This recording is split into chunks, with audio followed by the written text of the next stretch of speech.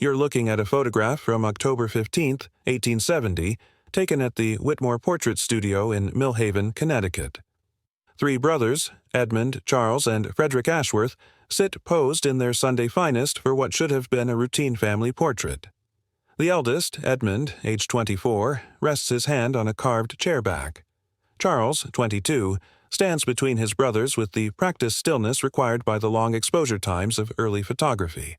Young Frederick, barely 19, clutches a leather-bound Bible in his lap. What makes this particular daguerreotype extraordinary is not what it shows, but what it shouldn't show. Behind the three seated figures, cast clearly against the studio's painted backdrop, stands a fourth shadow.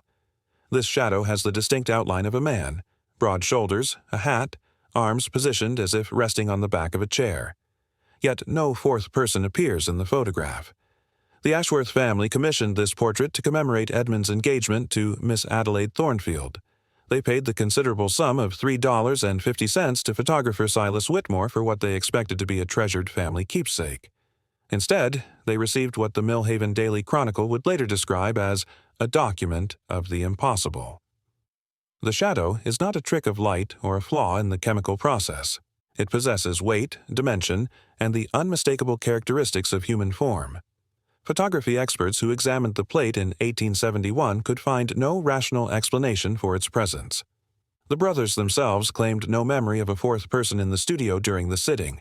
Silas Whitmore, a meticulous craftsman with 12 years of experience, insisted his equipment functioned perfectly that day. His assistant, Thomas Carpenter, corroborated that only the three brothers entered the studio. Yet the shadow remains, captured in silver and glass with the same clarity as the brothers themselves. What disturbs historians most is not the shadow's presence, but its posture. The figure appears to be leaning forward, as if whispering something into Edmund Ashworth's ear. Edmund's expression in the photograph shows a subtle tension around his eyes, a barely perceptible turning of his head toward the space behind him.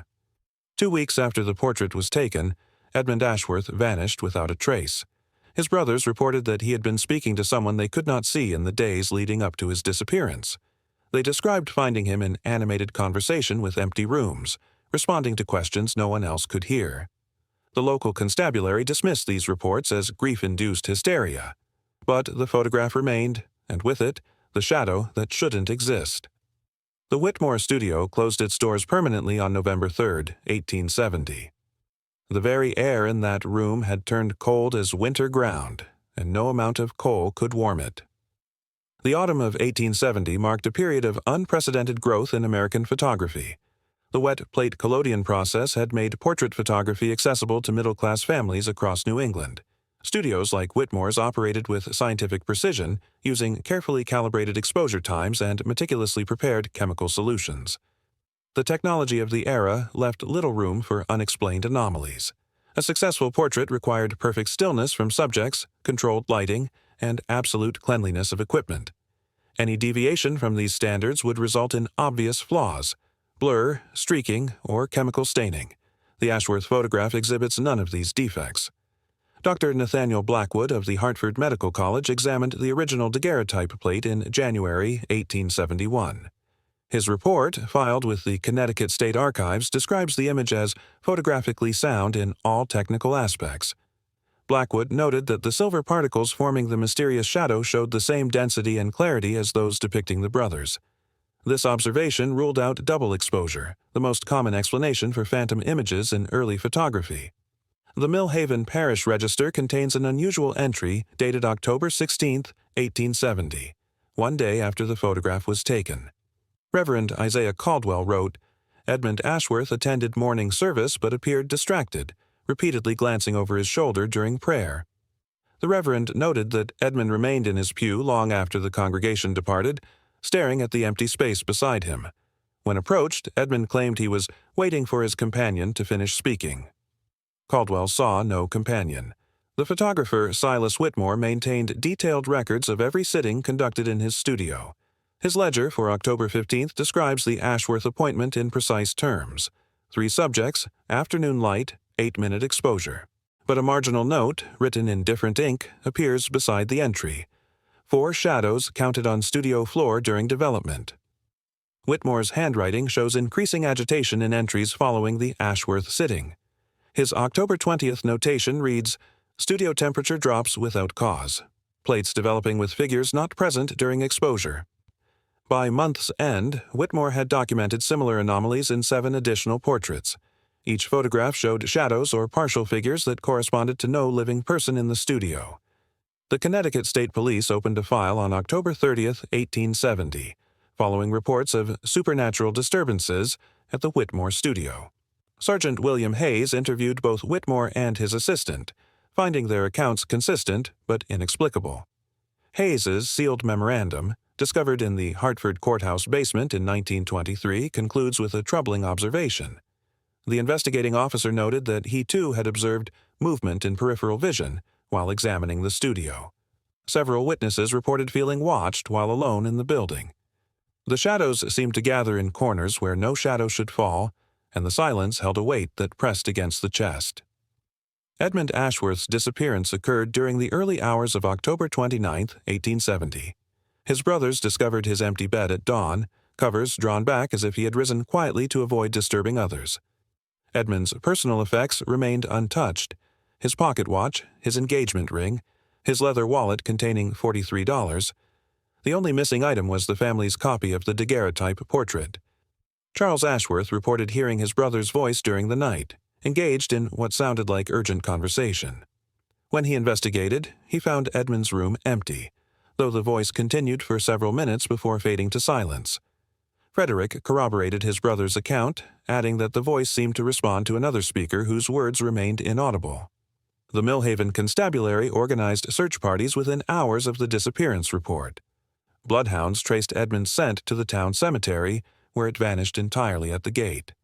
No footprints marked the soft earth beyond the cemetery entrance, despite recent rainfall that would have preserved clear impressions. Constable Marcus Reed noted in his report that the dogs exhibited unusual behavior at the cemetery. The animals whined continuously and refused to cross the threshold, displaying fear inconsistent with their training. Temperature readings taken that morning showed a 15-degree drop within the cemetery grounds compared to the surrounding area. Local physician Dr. Jeremiah Morse examined the Ashworth family for signs of distress or deception. His medical assessment, preserved in the Connecticut State Medical Society archives, found all parties in sound mental health. Dr. Morse noted one peculiarity: both surviving brothers described identical dreams in the weeks following the photograph. In these dreams, Edmund appeared alongside a tall figure whose face remained perpetually obscured by shadow. The figure guided Edmund away from the family home, always walking backwards so that his features stayed hidden. Both brothers reported waking with the sensation of being watched from dark corners of their rooms. Miss Adelaide Thornfield, Edmund's fiancée, provided additional testimony to investigators. She described Edmund's behavior as increasingly erratic following the portrait sitting. He spoke frequently of a traveling companion who offered him opportunities for advancement. When pressed for details about this companion, Edmund would become evasive, claiming the man preferred privacy. Adelaide noted that Edmund's speech patterns had begun to change, incorporating archaic phrases and obsolete terminology. She particularly remembered his use of the word covenant in contexts where promise or agreement would have been natural. The last conversation she shared with Edmund occurred on October 27th, 2 days before his disappearance. Edmund spoke excitedly about a grand journey he would soon undertake with his new associate. When Adelaide asked about their wedding plans, Edmund replied that earthly commitments no longer bound him. His exact words, recorded in her statement to police, were both cryptic and unsettling. He said that some photographs capture more than faces. They capture destinies, and his destiny lay with the shadow that had chosen him. Professor Cornelius Whitfield of the Boston College of Optical Sciences arrived in Millhaven on November 2, 1870. His reputation for debunking supernatural photography made him the logical choice to examine the Ashworth daguerreotype. Whitfield brought with him a collection of precision instruments, magnifying lenses, calipers, and a spectral analysis apparatus. His initial examination, conducted in the presence of town officials, lasted 4 hours and 17 minutes. Whitfield's preliminary findings, documented in a letter to the American Journal of Photographic Arts, defied conventional explanation. The mysterious shadow exhibited properties consistent with a living subject positioned approximately 4 feet behind the brothers. Light refraction patterns indicated a three-dimensional form rather than a photographic defect or chemical anomaly. Most troubling spectral analysis revealed that the shadow absorbed light at frequencies inconsistent with normal human reflection. Whitfield noted that the figure appeared to cast its own shadows within the photograph, shadows that fell at impossible angles. His measurements indicated a height of approximately 6 feet, 2 inches for the phantom figure. The shadow's clothing suggested period-appropriate attire, including what appeared to be a top hat and a formal coat with tails. Whitfield observed that the figure's hands, though shadowy, seemed to rest on Edmund's shoulders in a possessive or guiding gesture. Dr. Helena Rosewood, a specialist in psychological photography from the Hartford Institute, collaborated with Whitfield's investigation. Her focus centered on the subject's expressions and body language within the photograph. Dr. Rosewood noted micro-expressions in Edmund's face that suggested awareness of the presence behind him. His pupils showed dilation consistent with fear or heightened alertness, despite the formal nature of the sitting. The positioning of Edmund's shoulders indicated tension, as if he were attempting to lean away from something behind him. Charles and Frederick, by contrast, displayed no awareness of any fourth presence in the studio. Their relaxed postures and natural expressions suggested they perceived nothing unusual during the exposure. This disparity led Dr. Rosewood to conclude that only Edmund could see or sense the additional figure. Her report hypothesized that certain individuals might possess sensitivity to phenomena invisible to others. She cited similar cases from European photography studios, where subjects reported sensing presences that appeared only in developed images. The collaboration between Whitfield and Rosewood produced a joint paper published in the New England Scientific Quarterly in December 1870. Their conclusion challenged both scientific skepticism and supernatural belief.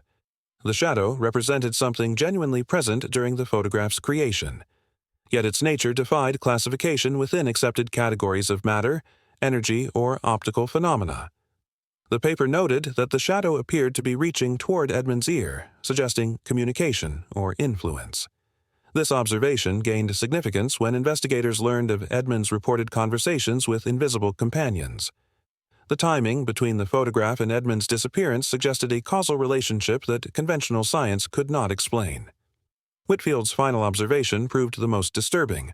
Upon close examination, the shadow appeared to be smiling. The expression conveyed neither malice nor benevolence, but rather the satisfaction of a predator that has successfully marked its prey. 3 competing theories emerged from the investigation into the Ashworth photograph and Edmund's subsequent disappearance. The scientific community, led by Professor Whitfield, proposed that the shadow represented an undiscovered form of electromagnetic phenomenon. This theory suggested that certain individuals could manifest psychic impressions onto photographic plates through intense emotional states. Edmund's excitement about his engagement might have created conditions for such a manifestation to occur. Supporting this hypothesis was the documented temperature drop in Whitmore's studio and similar electromagnetic anomalies reported at other photography establishments. However, this theory failed to explain the shadow's apparent autonomy or its influence on Edmund's behavior following the sitting. The criminal investigation, headed by Detective Inspector Harrison Blackthorne of the Connecticut State Police, pursued a more earthly explanation. Blackthorne theorized that Edmund had become involved with confidence men who used elaborate tricks to create supernatural effects. The photograph could have been doctored through double exposure techniques unknown to local investigators. Edmund's disappearance might represent voluntary flight after discovering he had been deceived by criminal associates. This theory gained credibility when investigators uncovered Edmund's gambling debts totaling nearly $200. Several Hartford tavern keepers reported seeing Edmund with a tall, well-dressed stranger in the weeks before his disappearance. Yet witnesses consistently described the stranger's face as unmemorable, offering contradictory details about his appearance.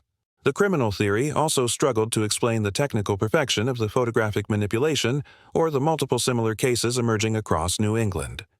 Dr. Mordecai Grimshaw of the New Haven Institute for Psychical Research offered the most disturbing interpretation. Grimshaw's specialty in folkloric studies led him to examine historical precedents for the Ashworth case. His research uncovered 17 documented instances of shadow companions in European portrait photography dating to the medium's earliest years.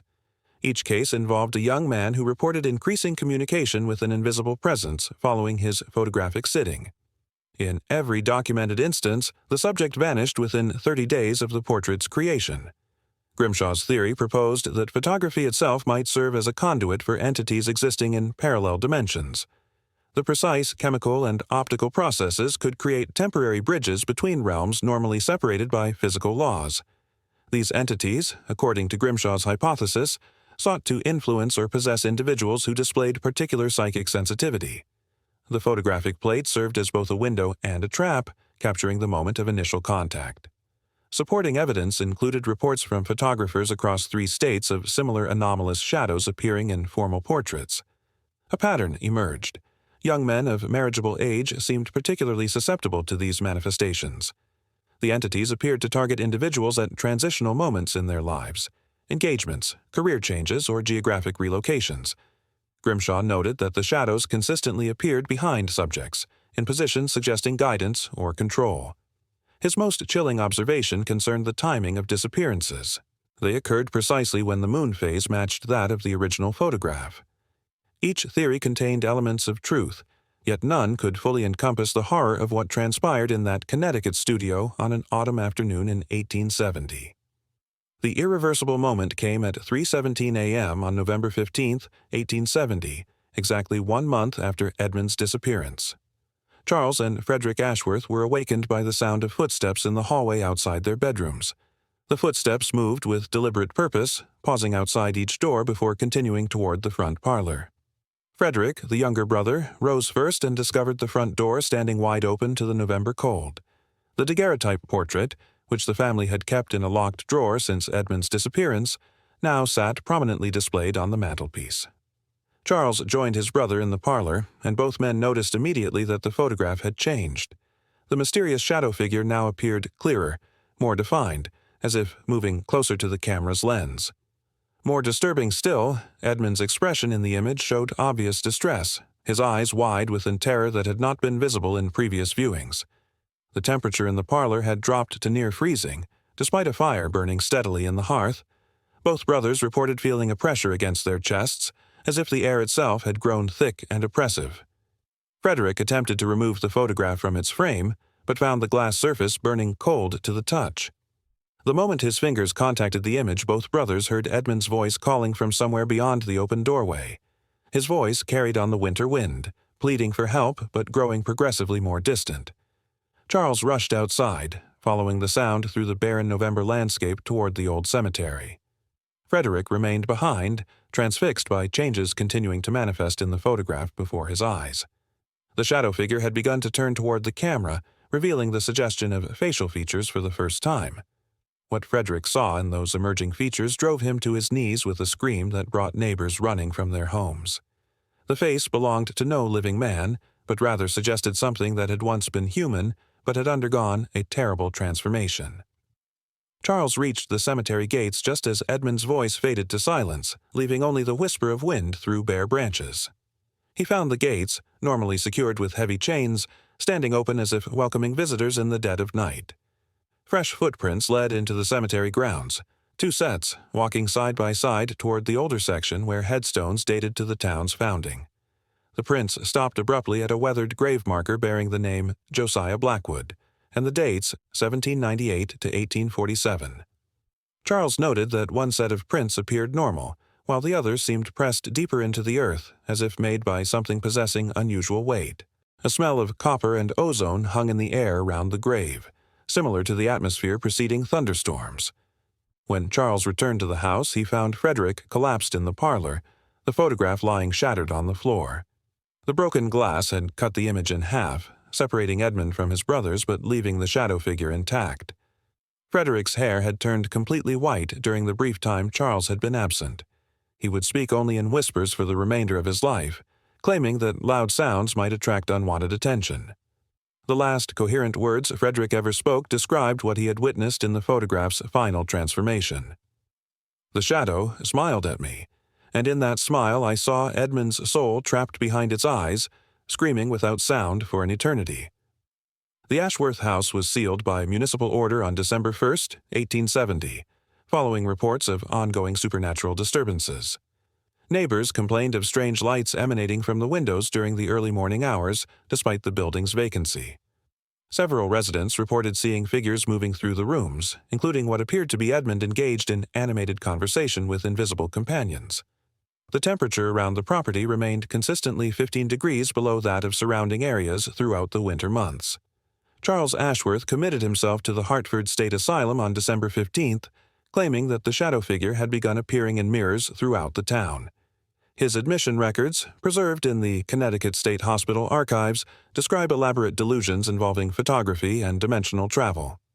Charles insisted that his brother remained alive but trapped in the spaces between images, accessible only through photographic plates. Frederick Ashworth survived until March 1871, living as a recluse in a boarding house near the Hartford city limits.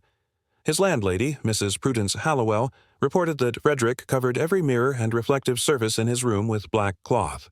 He refused to be photographed under any circumstances and would flee from camera equipment with panic-stricken terror. Frederick's death certificate, filed on March 17, 1871, lists the cause as sudden cardiac failure brought on by acute nervous exhaustion. Mrs. Hallowell discovered his body positioned as if he had been speaking to someone standing beside his bed at the moment of death. The Whitmore Studio building remained empty for 47 years until its demolition in 1917.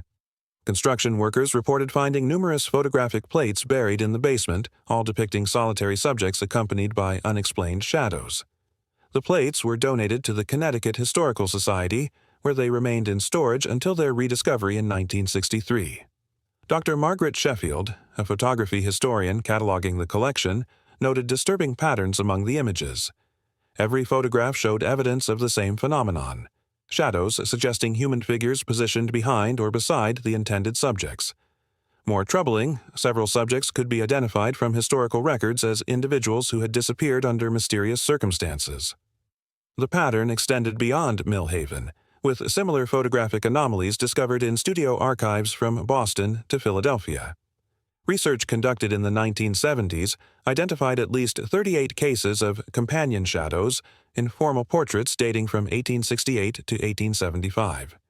In each documented case, the photograph's subject vanished within 45 days of the sitting, leaving behind only puzzled family members and unexplained circumstances. The geographical distribution of cases followed major railroad lines, suggesting that whatever phenomenon was responsible possessed mobility. Dr. Sheffield's analysis revealed that the shadow figures appeared progressively clearer in photographs taken closer to the subject's disappearance date. Early images showed only vague suggestions of additional presence, while final photographs displayed shadows with near-human definition. The most recent case occurred in 1974, when amateur photographer David Harrison discovered a similar anomaly in a family portrait taken with modern equipment. Harrison's teenage son vanished 3 weeks later, continuing a pattern that seemed to transcend technological advancement. The Harrison photograph now resides in a private collection, studied by researchers attempting to understand the phenomenon's persistence across centuries. Modern investigators have documented temperature drops, electromagnetic fluctuations, and unexplained audio recordings in locations where anomalous photographs were taken. The shadow figures appear to possess a form of intelligence, adapting their methods to remain active despite changes in photographic technology. Current research suggests that the phenomenon may be accelerating, with digital photography providing new opportunities for manifestation. The shadows have learned to exist in pixels as easily as they once inhabited silver and glass, patient predators waiting for the perfect moment to step from image into reality. Today, the original Ashworth daguerreotype resides in Climate Control Vault 7 of the Smithsonian Institution's Photography Archive. The damaged image, painstakingly restored by conservation specialists, continues to exhibit properties that challenge scientific understanding. Digital scans of the photograph reveal details invisible to the naked eye, including what appears to be text written in the shadow figure's coat. Advanced imaging techniques have isolated partial letters that seem to spell covenant in archaic script, though experts debate whether this represents pareidolia or genuine phenomenon. The photograph's glass surface maintains a temperature several degrees below ambient air, regardless of environmental conditions.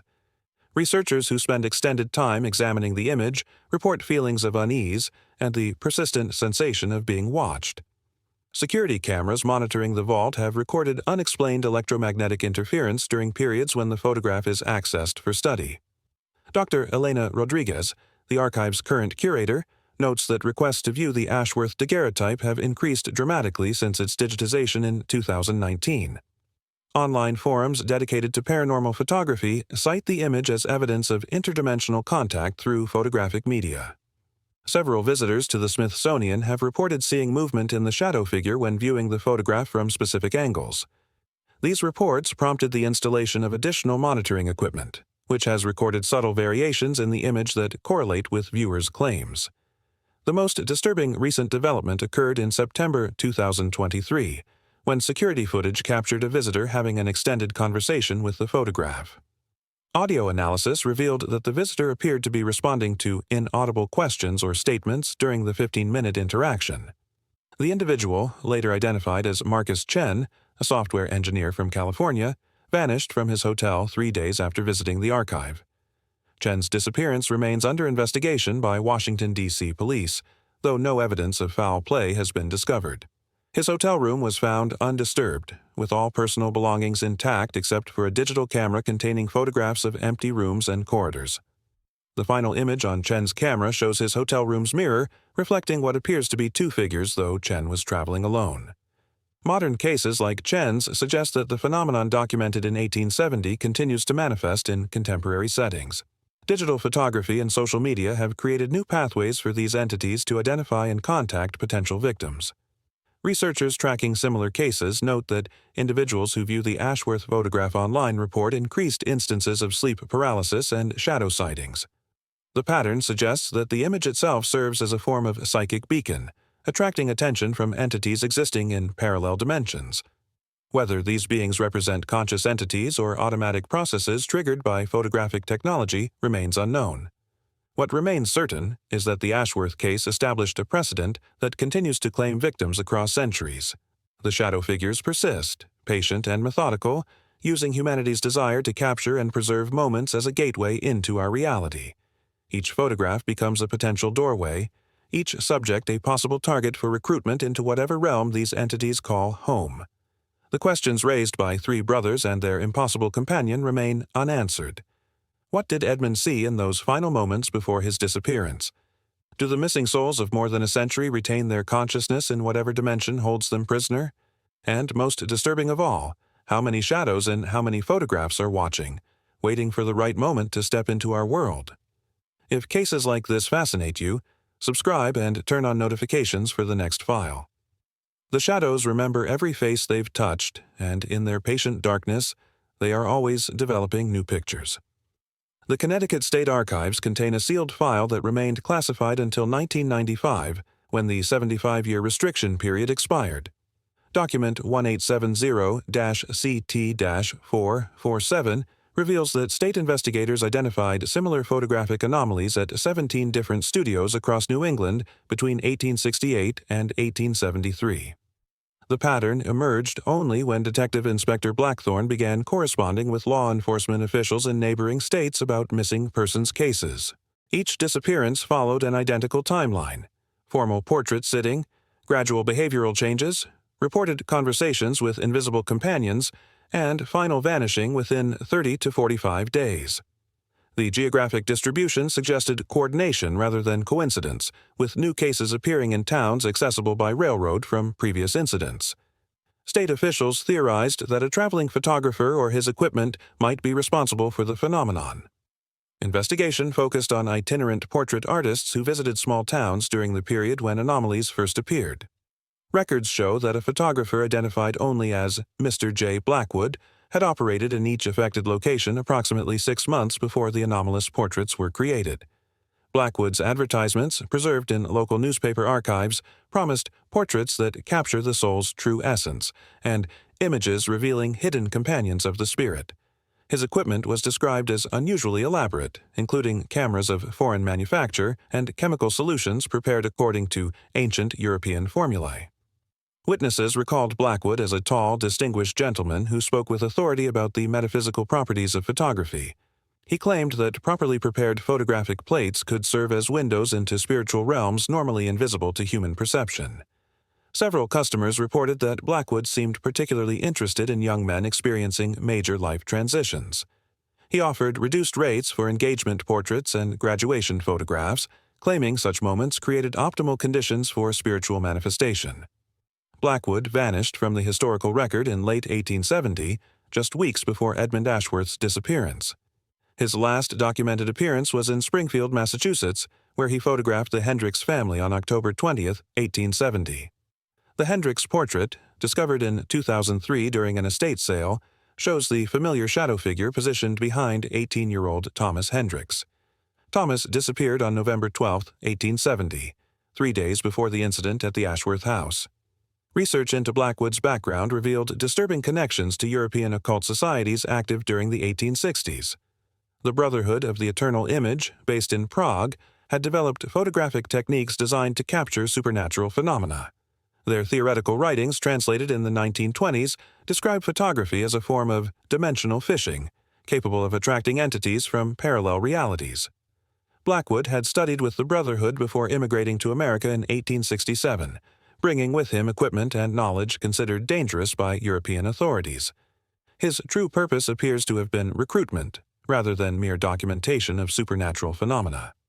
The shadow figures were not accidental manifestations, but deliberate summoning of entities that required human hosts to maintain presence in our dimension. Each photograph served as both bait and trap, creating the initial contact necessary for possession or dimensional transfer. The missing individuals were not victims, but converts, transformed into agents capable of crossing between realities at will. Evidence suggests that Blackwood himself had undergone this transformation, explaining his ability to appear and disappear without trace. His ultimate fate remains unknown, though some researchers believe he continues to operate under different identities, recruiting new subjects for his interdimensional masters. The Brotherhood's archives, seized by Allied forces in 1945, contained detailed sketches of shadow figures identical to those appearing in American photographs 75 years earlier. Modern digital analysis of the Ashworth photograph has revealed layers of information invisible to 19th-century investigators. Spectral imaging conducted at the Massachusetts Institute of Technology in 2021 detected electromagnetic signatures embedded within the photographic emulsion. These signatures pulse at regular intervals, creating a pattern that researchers describe as resembling a form of communication or coordination signal. Dr. Sarah Chen, who led the MIT analysis, noted that the signals strengthen during specific lunar phases, particularly new moons. The phenomenon suggests that the entities captured in these photographs remain active, continuing to influence our reality through their preserved images. Quantum physicists at Harvard University have proposed that photographic plates might function as stable portals between dimensions. Professor James Wellington's team discovered that the silver particles in anomalous photographs exist in a state of quantum superposition. This condition allows them to simultaneously occupy space in multiple dimensional planes, creating permanent bridges between realities. Wellington's research indicates that viewing these photographs establishes psychic connections with the entities they contain. Brain scans of individuals exposed to the Ashworth image show increased activity in regions associated with extrasensory perception and temporal processing. Several test subjects reported experiencing memories that belonged to Edmund Ashworth, including detailed knowledge of his life experiences and emotional states. The memories appear most vivid during sleep cycles, when conscious resistance to external influence reaches its lowest levels. Sleep study participants have provided information about Edmund's final moments that matches historical records unavailable to the general public. These accounts describe Edmund walking willingly with his shadow companion toward a destination beyond normal space and time. The entity promised him eternal life and unlimited knowledge in exchange for serving as an anchor between dimensions. Edmund's consciousness remains trapped in this liminal state, neither fully alive nor completely dead, but perpetually caught between realities. His experiences serve as a template for subsequent victims, each adding their life force to a growing network of interdimensional servants. The shadow figures use this network to coordinate their activities across time and space, planning recruitment strategies that span centuries. Recent investigations have identified similar photographic anomalies in digital images posted on social media platforms. The entities have adapted to modern technology, using smartphone cameras and online sharing to reach vastly larger audiences than 19th-century methods allowed. Computer algorithms designed to detect these digital manifestations have identified over 3,000 suspicious images uploaded in the past 5 years. Each image shows subtle distortions consistent with the presence of entities existing partially outside normal space-time. Individuals who share or comment on these images report increased incidences of sleep disturbances and sensations of being watched. Pattern analysis reveals that the entities specifically target users during emotionally vulnerable periods, particularly major life transitions. Social media profiles associated with anomalous images show consistent behavioral changes in their owners over periods of several weeks. Users begin posting about mysterious companions, unexplained voices, and dreams of traveling to places that exist only in shadow. The final posts before disappearance often include references to joining the eternal portrait or stepping into the frame. Missing persons reports filed in connection with these cases show familiar patterns: no signs of struggle, personal belongings left untouched, and final sightings near locations with historical significance.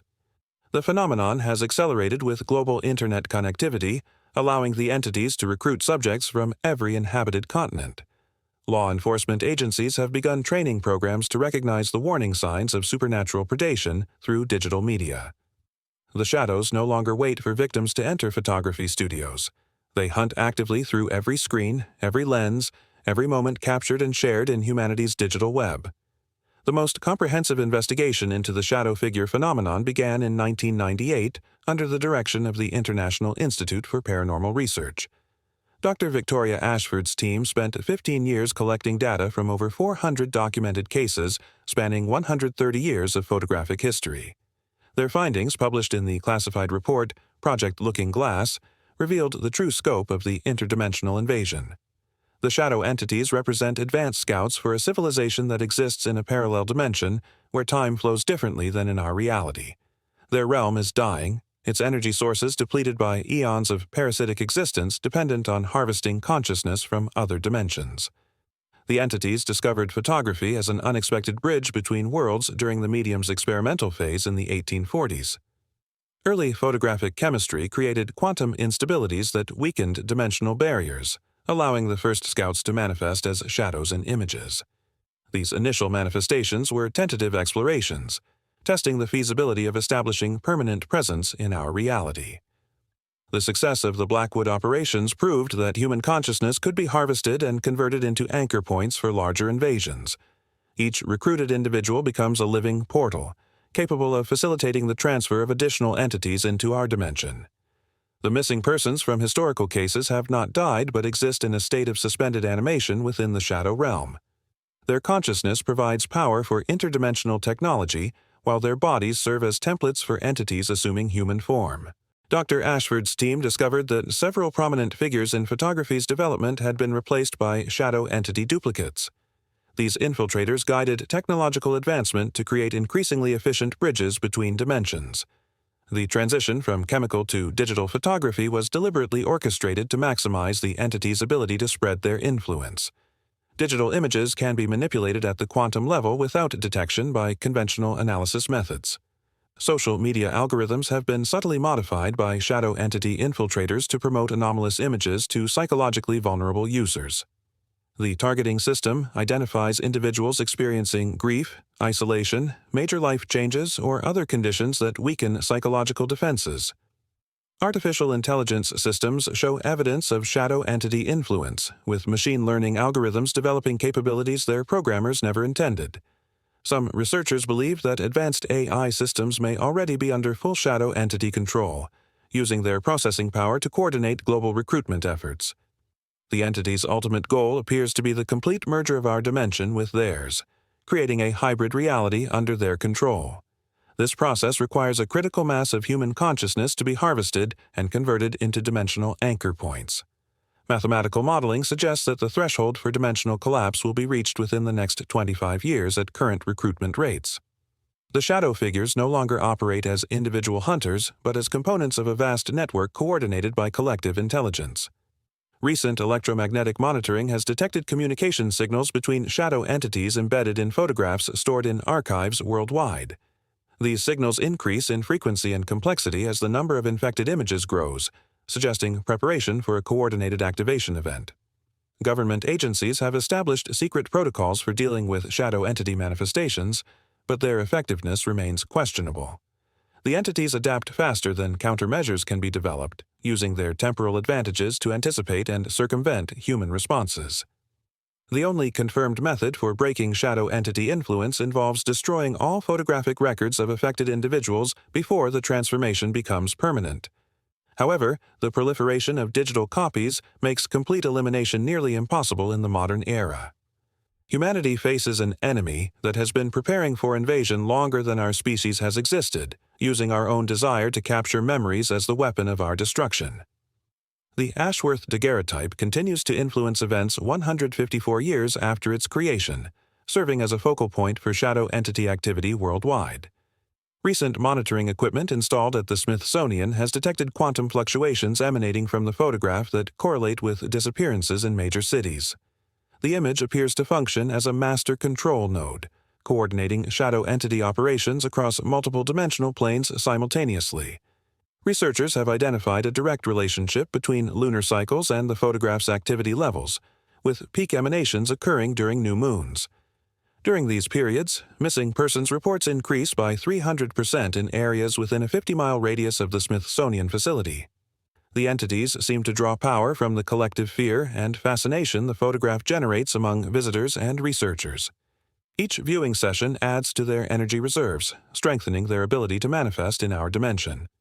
Recent attempts to relocate the photograph to a more secure facility have failed, with transport vehicles experiencing complete electrical failures within minutes of loading. The image has become permanently anchored to its current location through accumulated decades of psychic energy. Security footage from January 2024 shows the photograph's frame vibrating at frequencies that should shatter the protective glass, yet no damage occurs. The phenomenon suggests that the entities can selectively manipulate physical laws within localized areas around their anchor points. Temperature sensors record fluctuations of up to 40 degrees Celsius within inches of the photograph's surface, creating microclimates that defy thermodynamic principles. Electromagnetic field detectors register patterns consistent with active communication networks, as if the photograph serves as a transmission station. The most disturbing recent development involves children who view the image during school field trips to the museum. These young visitors demonstrate enhanced sensitivity to shadow entity influence, often reporting new invisible friends within days of their museum experience. Child psychologists have documented cases of elementary school students drawing pictures of shadow figures weeks before encountering the Ashworth photograph.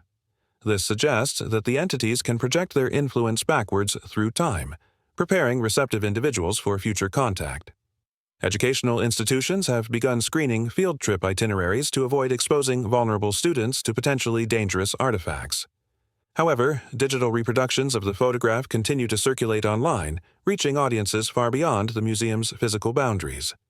Social media algorithms seem to promote these images to users who demonstrate psychological profiles consistent with previous shadow entity victims.